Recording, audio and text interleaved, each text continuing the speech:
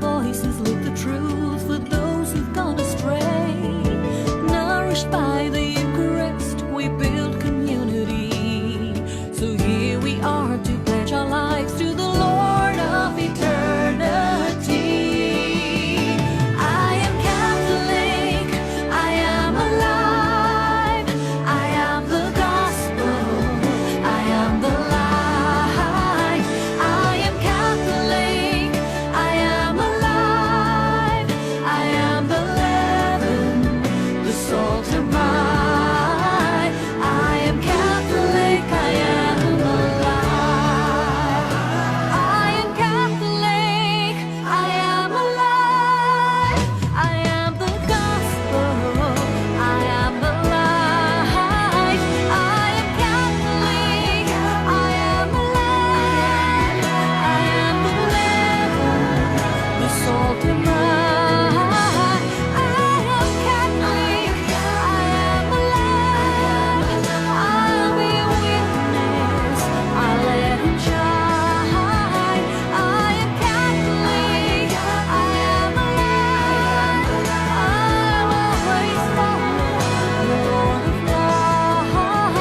I am Catholic, I am alive.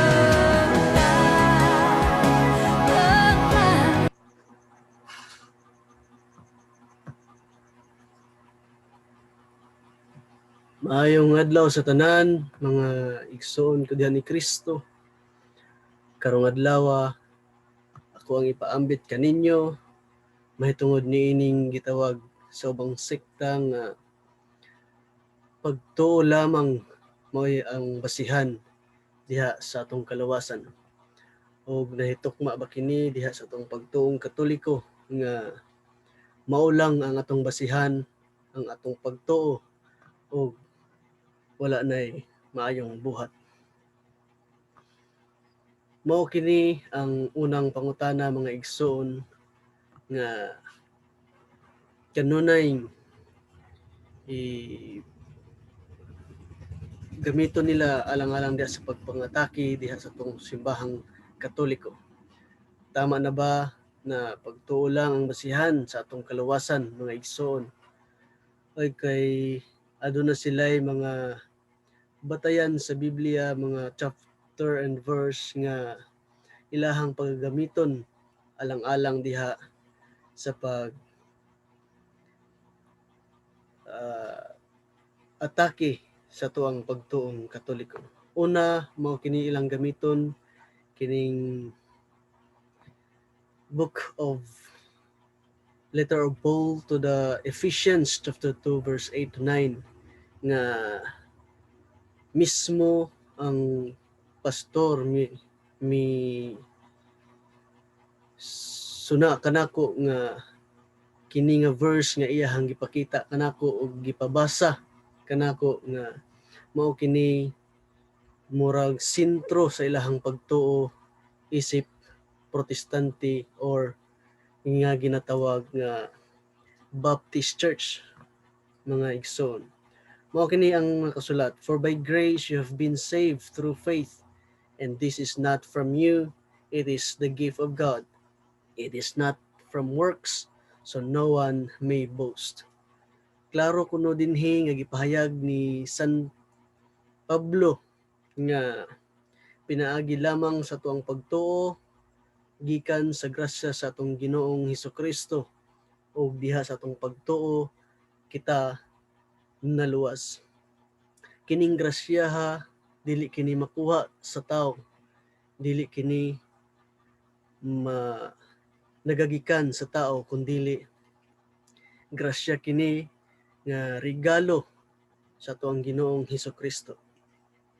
Og kini mao ilang gamiton diha sa ilahang pagsangyaw, sa ilahang pagtuo isip mga sumusunod diha ning gitawag og protestante. Tinuod ba mga igsoon nga through faith kita maluwas og dili na ba kini kinahanglan og mga maayong mga buhat? Ikaduhang nilang gamiton mga igsoon diha mabasa nato sa kanang well-known nga passage sa Bible kining John 3:16 nga ilahang kanunay pagagamiton diha sa pang dani sa uban diha sulod sa tong simbahang Katoliko nga mga membro na kung sa diin nga kulang kita og panabot, kulang kita usisa sa ato ang kaugalingong Biblia, kita walay pagaduha-duha madani gayud sa ilahang mga gipanghatag ng mga verse alang kanato. Ikaduha nila nga gamiton nga verse mo kini ang well-known nga passage sa Bible kining John 3:16 nga nakasulat nga for God so loved the world that he gave his only begotten son and whoever believe in him should not perish but have an everlasting life. Kung atong hunahunahon mga igsoon kining word nga believe unsay buot ipasabot sa tuang Ginoong Hesukristo nga kun sa diin nga mutuo kita kaniya unsa ang angay natong buhaton tama na ba insakto na ba nga diha sa atong pagtuo diha lamang taman ang ato ang pagsalig o wala nay mga buhat nga mamaayo. Atong tan-awon o klaruhon mga igsoon kung unsay pasabot niining pulong pagtuo or believe in him, unsay angayan natong buhaton aron kita mamahingpit nga tumutuo diha sa atong Ginoong Hesukristo.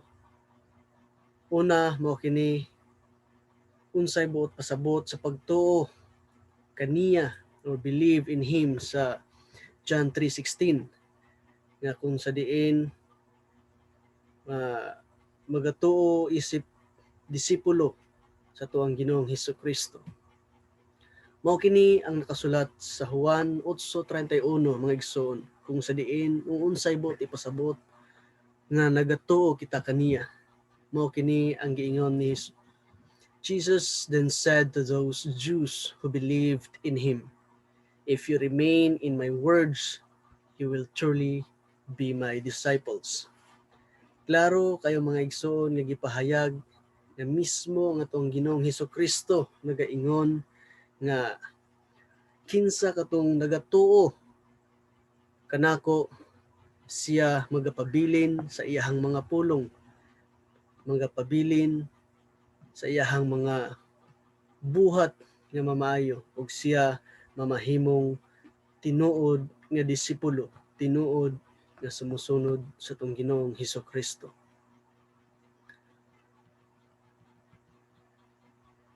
Ikaduha mga igsoon diha sa sulat sa unang sulat ni San Pablo ngadto sa taga-Korinto kapitulo 13 bersikulo 13. Mao kini ang nagtigayon. So faith, hope, love remain. These three, but the greatest of these is love. Kung atong sutaon mga igsoon, kung atong sabton ang ilahang gitawag nga doktrina nga faith alone or pagtuo lamang kita makaluwas, mao kini ang doktrina sa ubang sekta. Kung kini atong basihan kining passage sa maong Bible nga sinulat ni San Pablo ngadto sa taga-Korinto nga ang pagtuo, ang gugma, ang pagsalig magakuyog kanunay apan kini ang labing halangdon o ang labing importante sa kini nga tulo mao ang gugma. Kung ato ang tugkaron ang ilahang doktrina mga igsoon nga faith alone, kini sukwahi diha sa atong balaang Biblia. Kay kung sa diin sa kini pa lang nga passage nga gipahayag ni San Pablo, klaro nga ang gugma maoy magpatigbabaw sa tuang pagkatao ug dili diha lamang sa tuang pagtuo. Klaro nga gihan-ay ni San Pablo ug iyang giklaro sa iyang sulat ngadto sa taga-Korinto nga ang labing hingpit ug labing hataas mao ang gugma ug kini ang ayan nga pagabuhaton gayod ug dili lamang diha sa tuang pagtuo sa ang pagsunod sa atong Ginoong Hesukristo. Diha sa sulat ni Santiago kapitulo 2 bersikulo 22 mausab kini ang nakasulat mga igsoon. You see that faith was active along with his works, and faith was completed by the works. Klaro mga igsoon diha sa sulat ni Santiago ni Saint James nga ang pagtuo gihingpit diha sa mga ayong buhat. Kini klaro nga masabot gayud kanato mga igsoon nga dili lamang sa pagtuo diha sa atong Ginoong Hesukristo kita maluwas. Adunay gihatag or giya diha sa balaang Biblia nga dili basihan ang atoang pagtuo lamang kundi gapasukad gayud kini diha sa atoang pagtuo o ginubanan diha sa mga mamaayong buhat. Mao kini ang kinatibuk-an nga pagtuong Katoliko nga wala kita nagabasi diha sa atong pagtuo lamang sa atong Ginoong Hesukristo kundi ato ang pagtuo giubanan gayud diha sa atoang mga maayong buhat ug kini atong ipakita ngadto sa uban isip katawhan sa atong Ginoo nga wala kita nagatuo lamang kay ang pagtuo nga walay buhat kini walay kapuslanan. Mao kini ang gipahayag ni Santiago diha sa iyang sulat nga gipakita gayud dili lamang sa kadtong mga katawhan sa mga Hudiyo nga mga katawhan kundi lakip na usab kitang tanan nga isip sumusunod o magtotoo diha sa atong Ginoong Hesukristo. Lain nga basihan o batayan sa Biblia mga igsoon kining sulat ni San Matthew kapitulo 19 bersikulo 16 hangtod sa 28. Usa kini ka ehemplo nga kung sa diin atong makita gayud nga dili lamang ang pagtuo mao basihan sa kaluwasan kundi ang ato ang mga maayong buhat tinud-anay nga maayong buhat ug kinasingkasing nga mga buhat sa ato ang isig kaingon ug kini maoy angayan nga pagatawgon og tinuod nga disipulo o sumusunod sa atong Ginoong Hesukristo. Mao kini ang nakasulat mga igso. Now someone approached him and said, "Teacher, what good must I do to gain eternal life?" He answered him, "Why do you ask me about the good? There is only one good. If you wish to enter into life, keep the commandments." He asked him, "Which ones?" And Jesus replied, "You shall not kill, you shall not commit adultery, you shall not steal, you shall not bear false witness, honor your parents, and you shall love your neighbor as yourself." The young man said to him, "All of these I have observed. What do I still lack?" Jesus said to him, "If you wish to be perfect, go, sell what you have and give to the poor, and you will have treasure in heaven. Then come, follow me." Mao kini mga igsoon nga nindot nga basihan diha sa atong balaang Biblia nga nagpakita sa usa ka hulagway na dili basihan ang atong pagtuo diha sa atong Ginoong Hesukristo aron kita maluwas kundi ang basihan gayod sa atong Ginoong Hesukristo mao ang ato ang mga maayong buhat kinasingkasing nga mga buhat nga kung sa diin kini makapahimuot diha sa atong Ginoong Hesukristo og isip sumusunod or disipulo kaniya kita bagabuhat gayod sa mga buhat na kung sa diin nahimo sa atong Ginoong Hesukristo o kini dakong ehemplo dakong example kanatong tanan nga kining suwat ni San Mateo nga gipahayag diha kanato dinhi kanato nga wala kini nagabase sa tuang pagtuo lamang sa atong Ginoo, kundi pagtuo nga inubanan sa mga maayong buhat.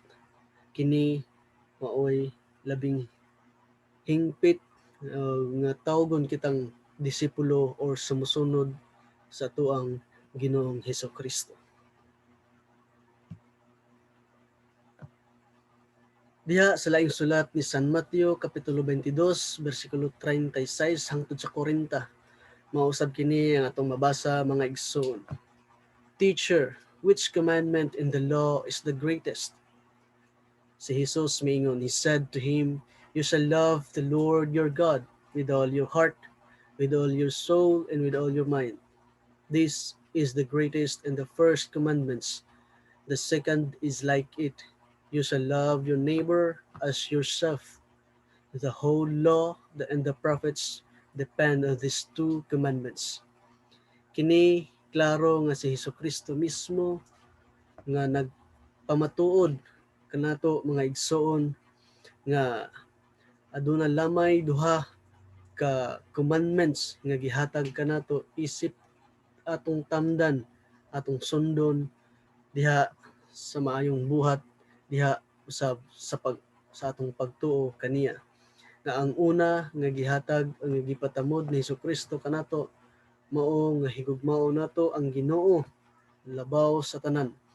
Ug ang ikaduha, higugmao nato ang atong isig kaingon, isip sama sa gihigugma nato ang atong mga kaugalingon.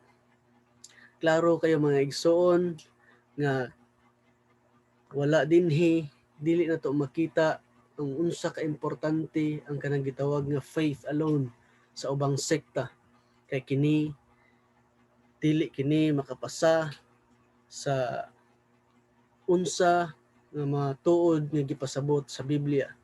Kini gibuhat lamang sa usak sa tawhanong buhat kun sa diin bunga lamang sa ilahang pagtuo, bunga lamang sa ilahang pagtan-aw o bunga lamang diha sa ilahang makasarili nga pagbasag, pag-interpret sa maong Biblia nga kun sa sa ilaha pagtuo lamang kini dili gayud mamahimong tamdanan isip Kristiyanos kita nagabuhat gayud sa atong pagtuo nga inubanan diha sa atong mga maayong mga buhat. Kini mao ang labing hingpit ug labing matuod nga basihan diha sa tuang Biblia, sa tuang kanunay pagpanginabuhi, pagkinabuhi dinhing kalibutana, ato gayong timan-an kanunay nga ato ang pagtuo wala kini kapuslanan kung wala kita nagatumod sa unsang gipabuhat sa atong Ginoong Hesukristo nga mao ang pagkamaayo diha sa atong isig kaingon ug labaw sa tanan diha sa atong Ginoong Hesukristo. Usab diha sa sulat ni San Juan kapitulo 14 bersikulo 10 hangtod sa 12 mao usab kini ang atong mabasa mga igsoon. Do you not believe that I am in the Father and the Father is in me? The words that I speak to you, I do not speak on my own. The Father who dwells in me is doing his works. Believe me that I am in the Father and the Father is in me, or else believe because of the works themselves. Amen, amen, I say to you, whoever believes in me will do the works that I do, and will do greater ones than this, because I am going to the Father. Di pa matud-an ni San Juan nga si Jesus mismo nagasaysay nga diha sa iyahang pagsangyaw samtang siya buhi o naa pa niining kalibutana, siya nagabuhat gayod sa unsa ang angayang buhaton sa amahan nga pinaagi kaniya iyahang nasunod ug iyahang nabuhat ang misyon ang unsay angay ipadangat nining kalibutan. Dinhi mga igsoon nga klaro nga basihan nato isip mga Katoliko nga diha sa unang sulat ni San Juan kapitulo 3 bersikulo 18. Mao kini ang ato ang mabasa og masabot mga igsoon. Children, let us love not in word or speech, but in deed and truth. Klaro o hayag pa sa ato ang pananaw mga igsoon nga dili lamang sa pulong ang atong basihan, dili lamang sa istorya lamang taman ang atong basihan, dili sa atong pagtuo lamang kundili diha sa pagbuhat sa maayong mga buhat. Ug kini mao ang kamatuoran nga dapat natong tamdanan isip mga Kristiyanos nga kung unsa ang angayng ipadangat ngadto sa uban, kini dili lamang sa istorya, dili lamang sa atong pagtuo, kundili ang tinuod nga gugma, dili lamang sa istorya kundili kini makita diha sa mga maayong buhat. Diha sa ikaduhang sulat ni San Pablo ngadto kang Timoteo diha sa kapitulo 3 bersikulo 17, mao kini ang atong mabasa mga Diretso na. Walang kasi.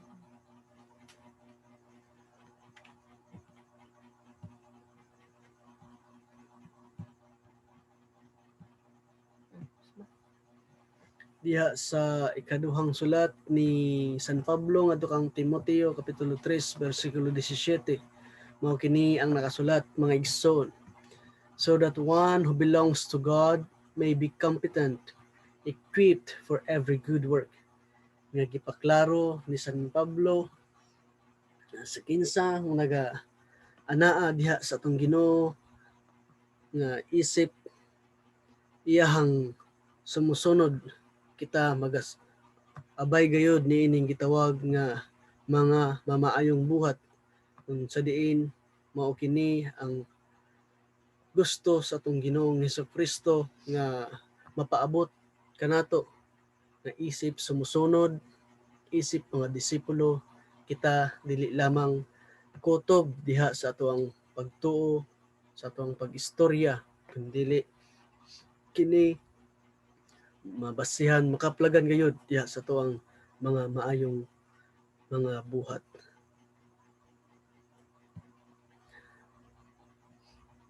Diha sa unang sulat ni San Pablo ngadto sa taga Corinto kapitulo 3 bersikulo 9, mausab kini ang atong mabasa mga igsoon. For we are God's co-workers, you are God's field, God's building. Klaro kayo mga igsoon nga ang tanan nga akong gipaabot diha kaninyo nga mga mensahe sa atong Ginoong Hesukristo nga angay natong tamdan, angay natong sundon, o angay natong pagabuhaton isip nga sumusunod sa atong Ginoong Hesukristo. Wala kita nagabase ni anang doktrina nga gitawag nilag faith alone or pagtuo lamang ang basihan sa atong kaluwasan, kundili ang basihan sa matuod nga kaluwasan kini nagabase sa atong mga maayong buhat o kita nasayod nga kita pagahukman dili sa atoang pagtuo diha sa atong Ginoong Hesukristo, kita hukman diha sa atoang mga mamaayong mga buhat. Dinhi na lang kutob mga igsoon o daghang salamat sa higayon sa pagpaambit diha kaninyo nga unta aduna kitay makatunan nga dili sa pagtuo basihan ang atong kaluwasan mga igsoon, kundili diha sa atong pagtuo nga inubanan gayud sa mga maayong buhat. Mao kini ang pagtuong Katoliko, doktrina sa Katoliko nga wala kita nagabase sa atong pagtuo lamang, kundili inubanan gayud ang atong pagtuo diha sa atong mga maayong buhat. Dili kini angay nga ma-separate dili angay kini mahimulag ang pagtuo ug ang maayong buhat kini magapuyo gayud ug kini dili mamahimong mahimulag sa matag usa. Daghang salamat mga igsoon ug maayong adlaw kanatong tanan. May God bless us all.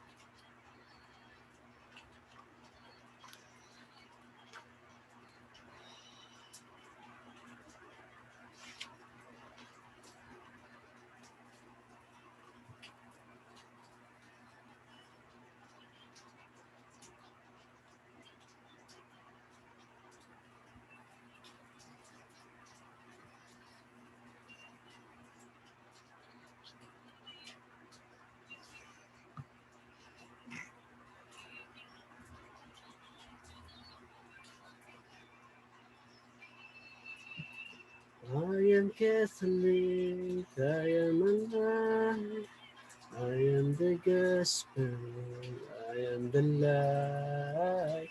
I am Catholic, I am alive.